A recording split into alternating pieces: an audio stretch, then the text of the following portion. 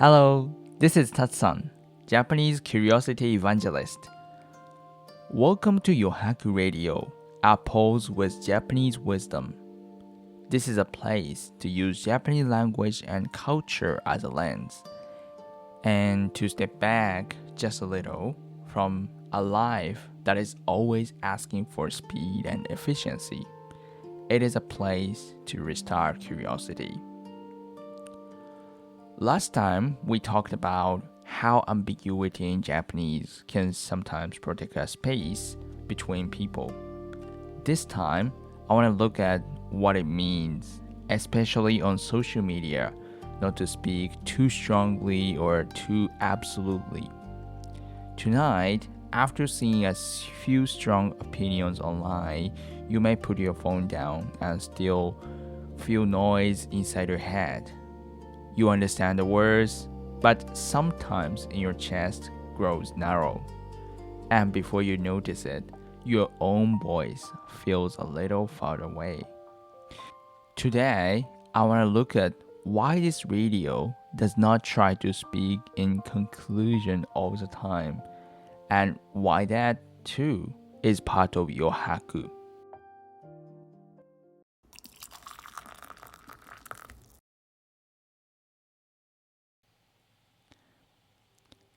In Japanese, there is often a way of speaking that does not say everything to the end.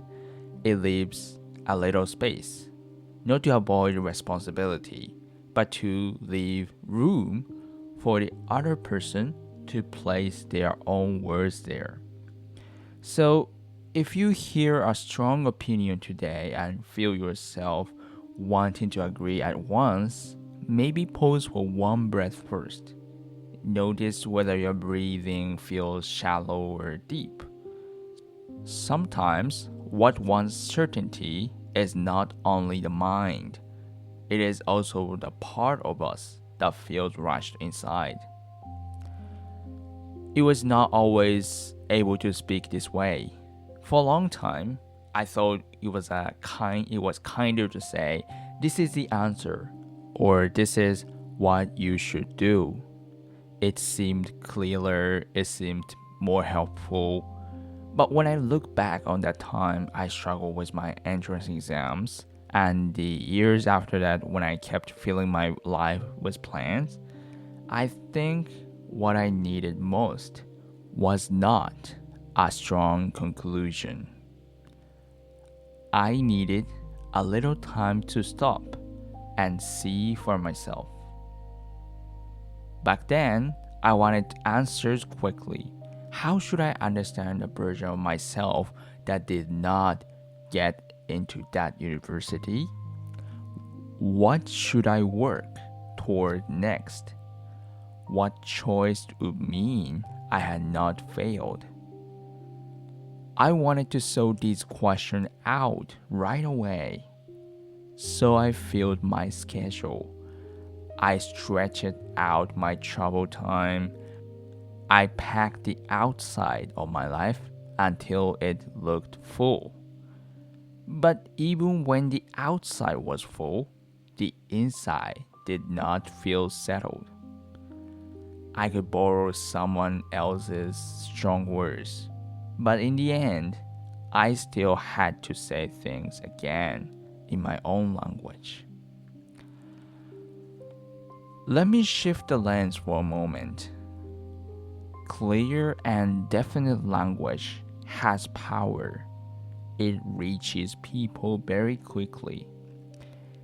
And when someone is lost, it can feel like support. It is natural that strong statements travel more easily in today's media. But the more fixed the conclusion is, the less room the listener has to think. Feeling, "Yes, I get it," is not always the same as truly letting something sink in. One of the things I found beautiful in Japanese language and culture is this refusal to rush too quickly into black and white. Of course, not speaking clearly can also become a weakness. But sometimes, by not fixing the meaning too soon, we make space for another person's experience and feeling to enter. In tea culture, a room is not filled with too many things. Because of that, one flower, the sound of hot water, or the feeling of the season can quietly appear. Words can work in a similar way. When we do not fill every corner, a person's own sense of meaning can begin to emerge. This is close to what I want this radio to be. I want to place one way of seeing gently in front of you. A word from Japanese, a small piece of everyday life in Japan, a way of looking at your own life through that lens. And what matters most is not whether you agree with my conclusion. It is what remains in you after listening. That is also why letters matter to me. I do not want this to become a place where the correct answer is announced. Even when people hear the same episode, they receive it differently. I want to protect that difference. I want to learning to feel a little less like chasing the right answer and a little more like observing, noticing, and choosing. Where do you feel lost right now? What brings relief? What makes you tight inside? When we begin to see those things, we are less likely to be carried away only by other people's words. Our own shape begins to return. Here is today's question. Was there a sentence in today's episode that you want to say again in your own words? If you made it a little softer, how would it sound? After saying it that way, does your chest feel a little wider? Or is there still some tightness there? You do not need to force an answer. Just notice the feeling first.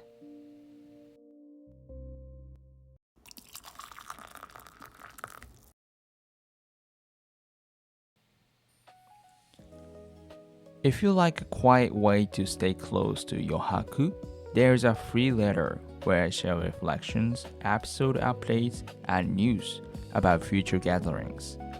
And if today's question stays with you, I will be very glad to hear from you through the letter form. Your reflection may be introduced in a future episode or live session.